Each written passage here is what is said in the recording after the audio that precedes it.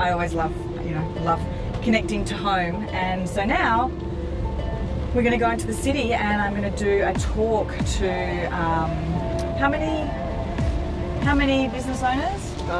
Be about 30 to 40.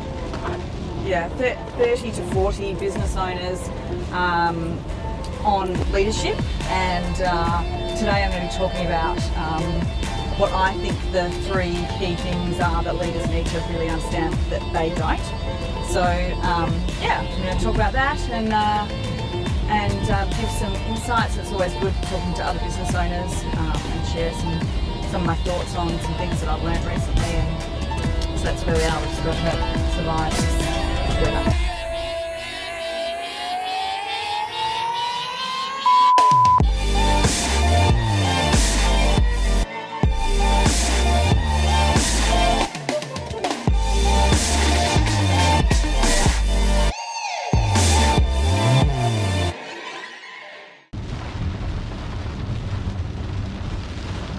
There's a lot of business owners at the moment that have been putting up with a toxic employee.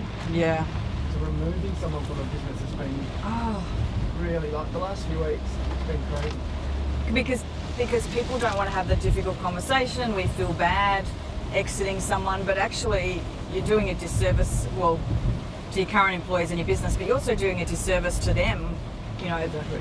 because they're clearly not happy, or they clearly can't perform in that environment. So why put off having the conversation any longer? Let's just Most business owners leave it too long, and then they start to, their options reduce the longer they leave it. Yeah. And it just makes the conversation so much harder when you've left it, because you can't go back and say, oh, well, like 4 months ago this happened, because they'll say, well, why didn't you tell me 4 months ago? Exactly. Yeah. And the emotion gets to them, and that stops them from doing it. Yeah. Always the emotion. Every single time someone rings to work with us, it's about something emotional that's happened. Yeah. Okay.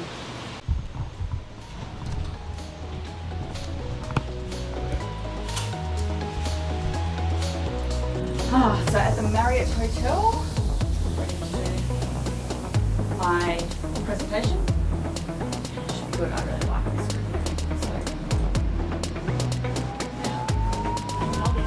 Right, get my zone.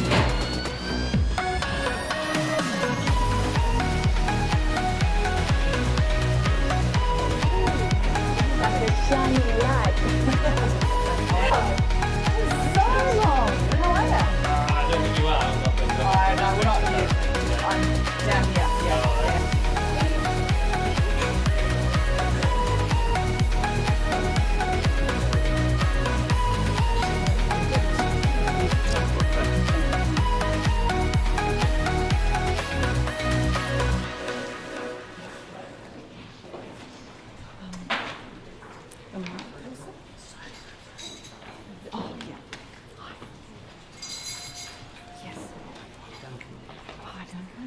I've already got one on.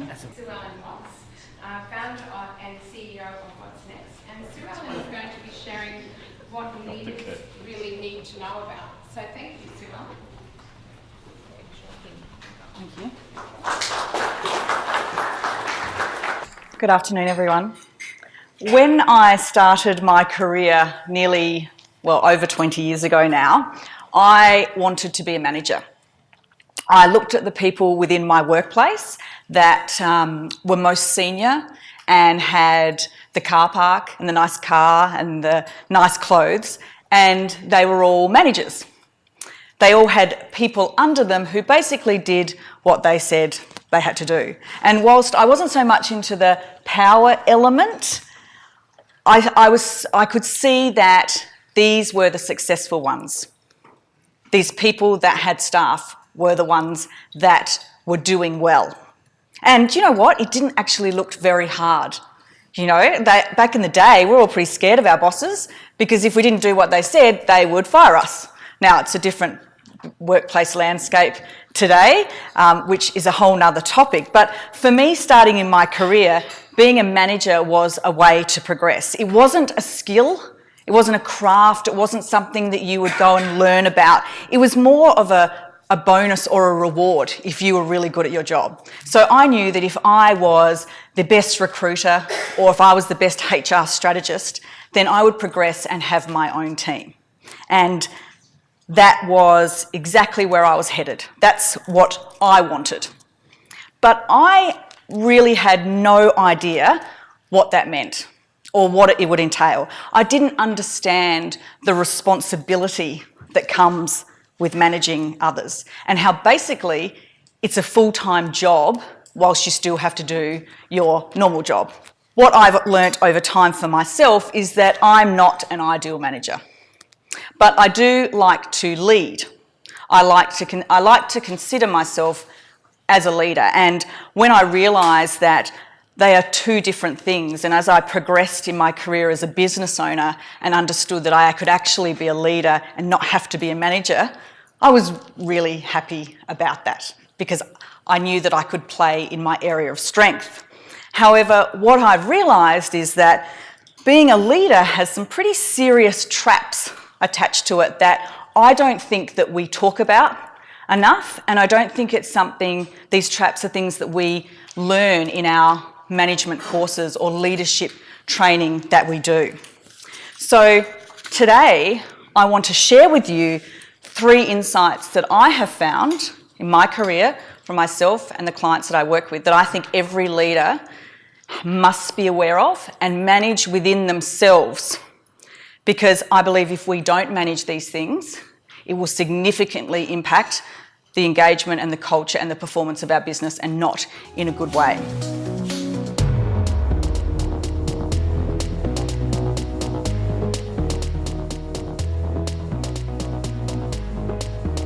So I ask you one final question.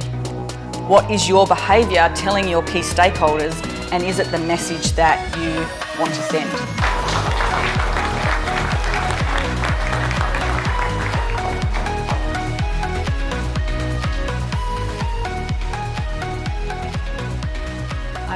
I just finished my talk with Queensland Leaders to about 40 business owners, talking about leadership and the key insights that I'm seeing at the moment. They were a really great audience, actually, engaged, writing lots of notes.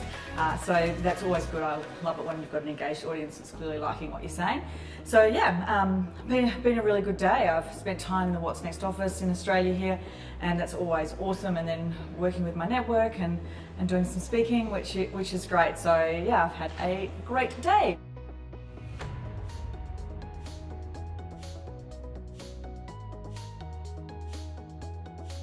Hello and welcome to Leaders Insight. My name is James Paulsen. Today we're talking with Sue Ellen Watts, founder of What's Next. Thank you, Sue Ellen.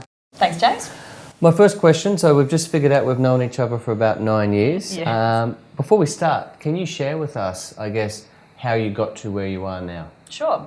Well, I started the business What's Next 11 years ago, and I really didn't have any business experience. But I saw a niche in the market that I really wanted to capture, which was small to medium enterprises needing help with HR. Yeah. And so I started the business with no funds. I just moved to Queensland, so I had no network at all. And entrepreneurship and startups was a completely different landscape 11 years ago. It was nothing like what it is now. And but I had this idea, and I really believed in it, and I just went out and networked. And then over the time, we've just grown and developed what is now somewhat quite different from the beginning. It's just, I guess, broader and deeper than when I started, obviously. And now the business is focusing on fast growth, small to medium enterprise, really focused everything from leadership right through to tactical HR, including industrial relations, so everything to do with people. And I no longer head up the business. I give the strategy and look after the brand, but I've just recently relocated to New York to start a venture there. Congratulations. Thank you. And it is a big step, stepping back from the wheel and focusing on the strategy. Yes. And I think that's where most entrepreneurs get it wrong. They stay at the wheel too long. Yeah. And they lose their passion. So I'd like to talk about continual change has evolved the company, and it's been very important that your company's continued to evolve. Yes. So from that perspective, what do you see as some of the key challenges and opportunities looking forward for the HR industry, particularly the SME fast growing? Yeah, so in relation to people in SMEs at the moment, I don't think there is as much change in the workplace as what we thought there was going to be. So a few years ago, we all sort of started to freak out because everything was moving so fast and we were getting so much information about the future of work and how that was going to impact our businesses. Now, I still believe that's happening, but it's at a much slower pace than what we expected.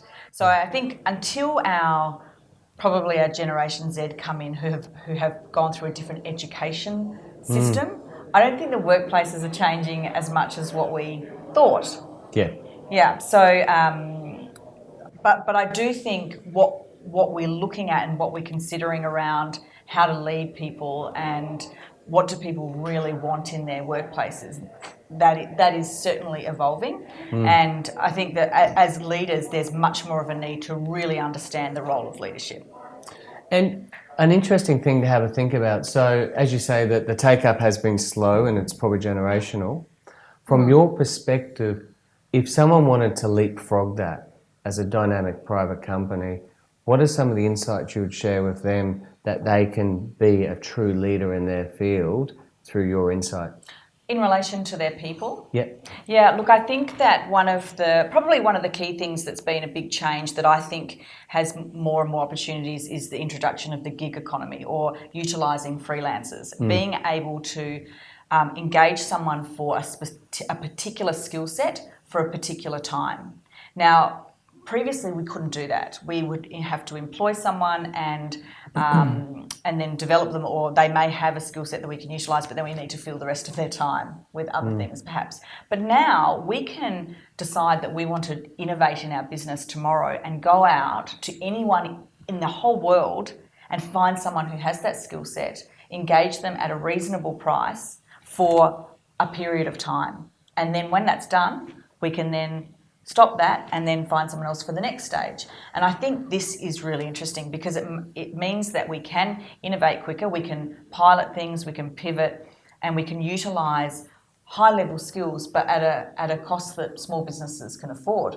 So I think that is probably the change that's occurred. And I know that there was concerns about, what does that mean for employees and will that impact permanent employees? And I don't think it has. I think what it's done is allowed businesses to perhaps do more things that they would have loved to have done but was restricted. That is a really amazing point because, we hear about the gig economy, but you see it associated with cars and delivery and things like that. But in business, if you can access amazing expertise on a short-term basis to undertake particular tasks, that is a huge point of difference. Yes, it really is, yeah. Look, in conclusion, is there a final message that you'd like to leave with the leaders community on what they as their own leaders can do to take their leadership and skills to the next stage?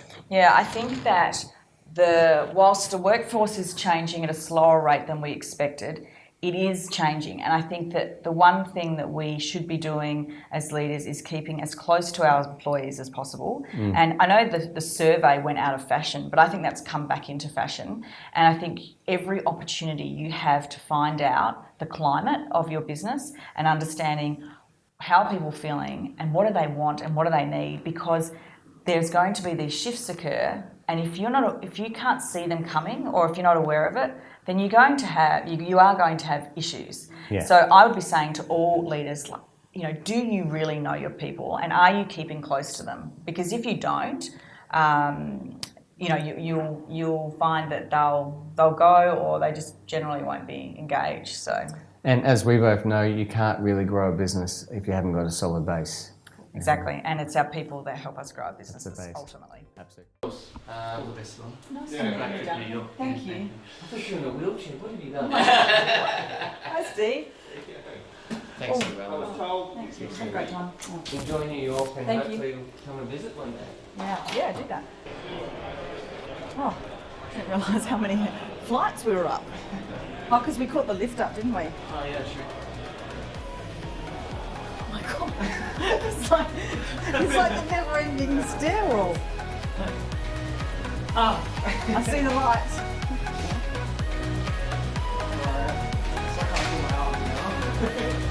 I need to do some weights. Yeah, I reckon.